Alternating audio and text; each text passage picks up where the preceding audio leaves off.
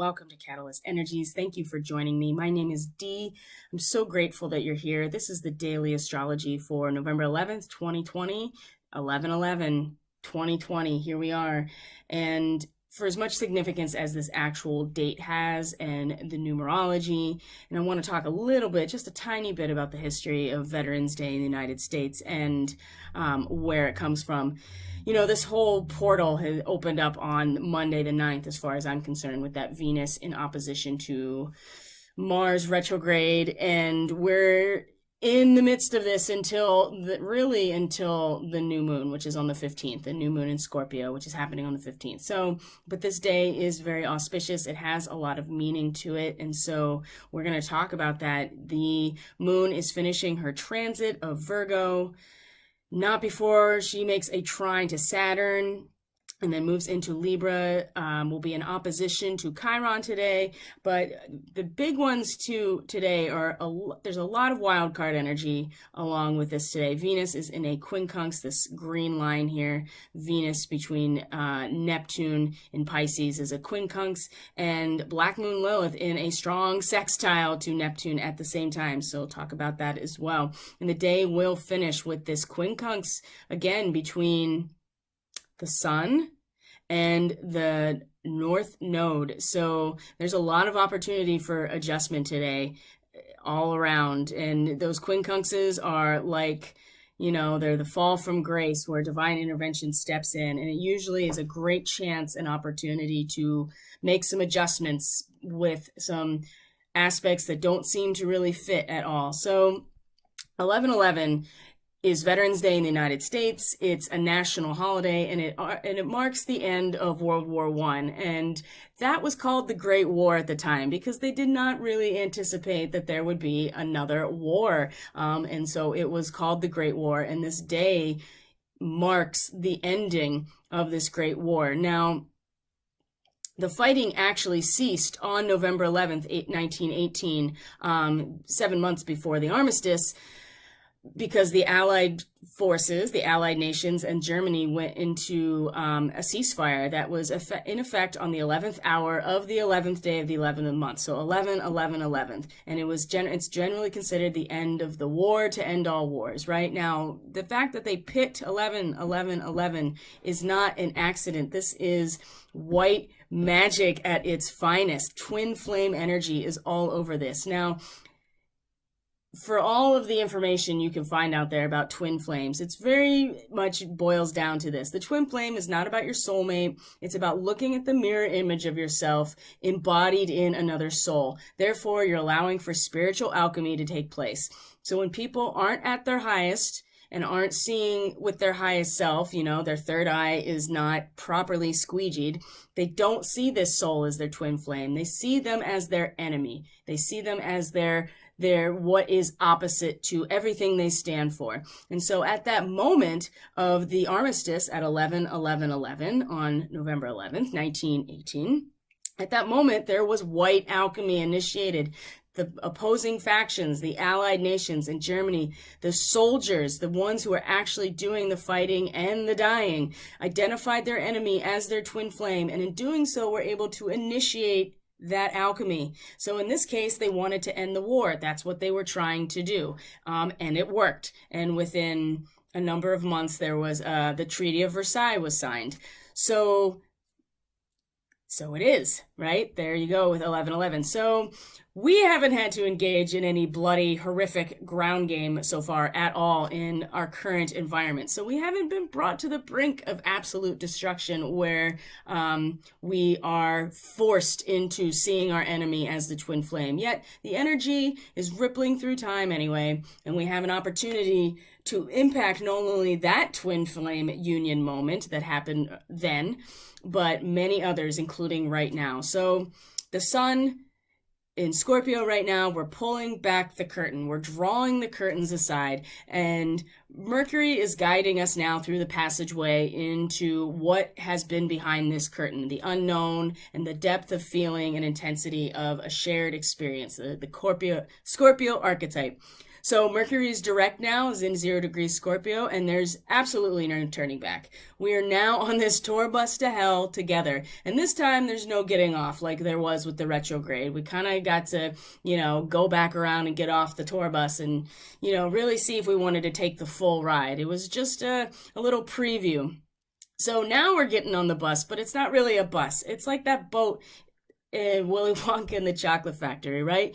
The boat is Willy Wonka, or the boat is the tour bus, right? And going into the Scorpio realm, and Willy Wonka is Mercury, singing all of these crazy songs, and we're all sitting here questioning our sanity, and going into these places that are dark, it's scary, we're seeing images flashed in front of us of like this really horrific stuff, and Mercury's just sitting at the head of the boat, just singing like a lunatic. So that's where we're at right this moment, okay? So our moon is going to finish her transit of Virgo, but not before she is in a trine to Saturn in Capricorn. So this, how you swing it, this is a priestess ritual. This is a refinement of all of the things that we have been training ourselves on to actually put into practice. And it's very it's very aristocratic, it's very formal, it's very refined. This is a priestess ritual. What type of priestess have we trained ourselves to be up to this point? Or what priestesses have we been worshiping and giving offerings to? That is a really important question. Hopefully it was Hestia or Vesta and her Vestal virgins in her temple, because these are the priestesses who have committed their entire lives to maintaining the sacred fire of the community, the Vestal virgins, right? So with asteroid Vesta in Virgo right now, the purity, the discipline, the training, the organization, the just ability to get down to it and commit ourselves to something,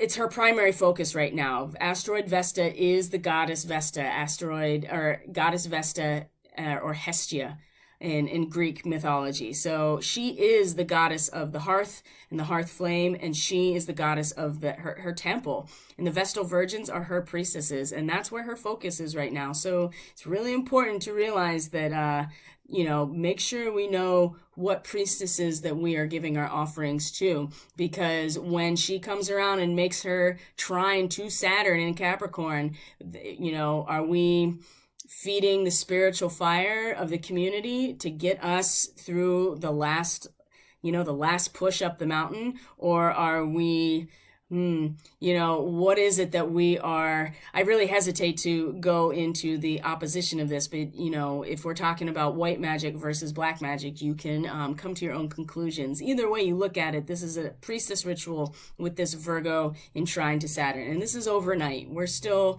in the wee hours of the morning on the 11th. So when we come into the 11th proper, Black Moon Lilith is in a sextile to Neptune. Black Moon Lilith is about survival, self-preservation, instinct.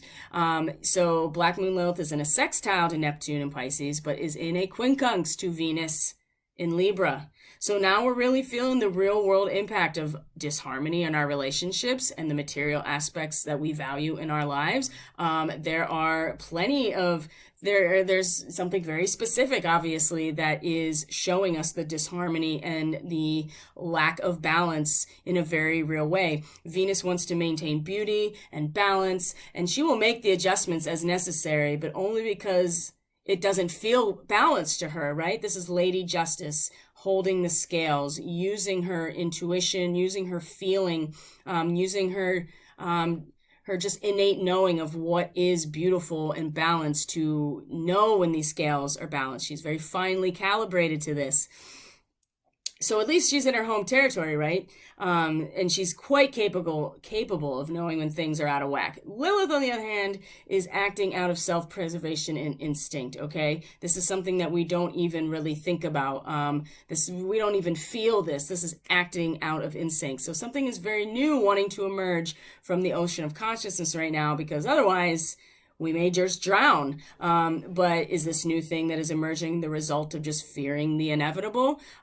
With Lilith, I am inclined to think so. And But the sextile, right, that 60-degree angle with Neptune, the master instructing the pupil, right, the complete surrender to this divine transmission. The sextile suggests that we would have to act on it if we are allowing something new to be birthed out of this formless ocean. So the quincunx to Venus, on the other hand, is going to provide a chance to adjust ourselves in the midst of this social upheaval and disharmony without creating something entirely new out of what? Fear, self-preservation, right? Instinct that we may die. I know it's scary, but it's pretty clear that things need to die and be harvested before any new creation can really come about.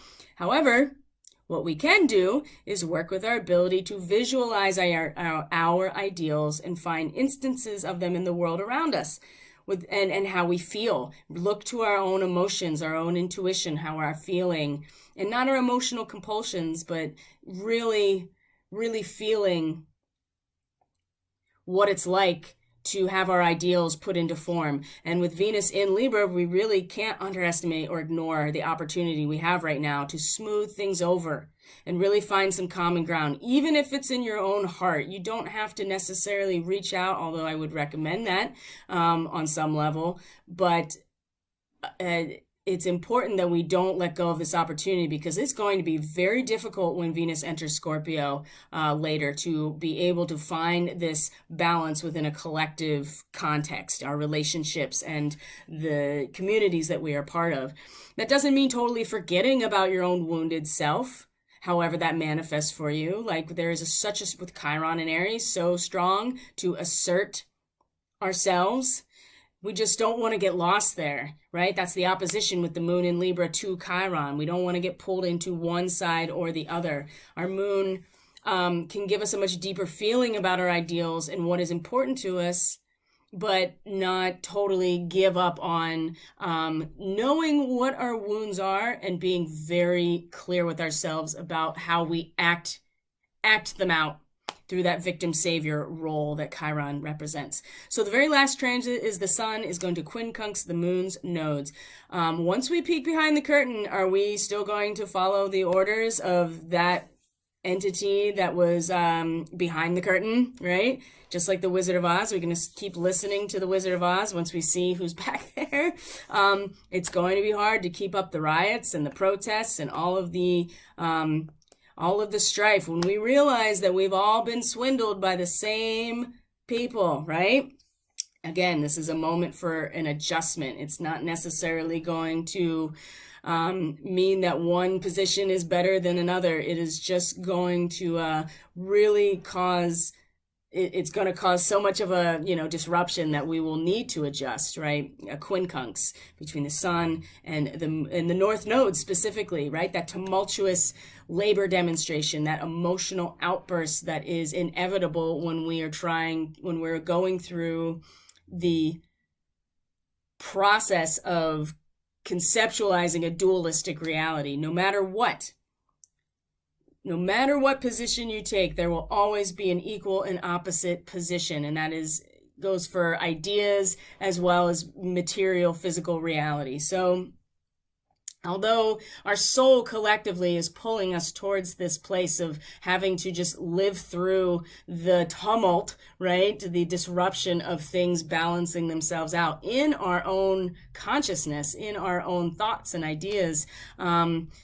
The sun, the expression of our fulfillment, right? Our expression of our full personality of who we are collectively is going to be like, I've seen the man behind the curtain now, and I'm not so sure that I'm willing to keep going along with this. So very interesting developments by the end of the 11th. So that is the daily astrology. Thank you so much for being here. If you like this content, please consider subscribing to this channel and hitting the like button. It helps get the information out to others that this may be beneficial to. Of course, you can always share it.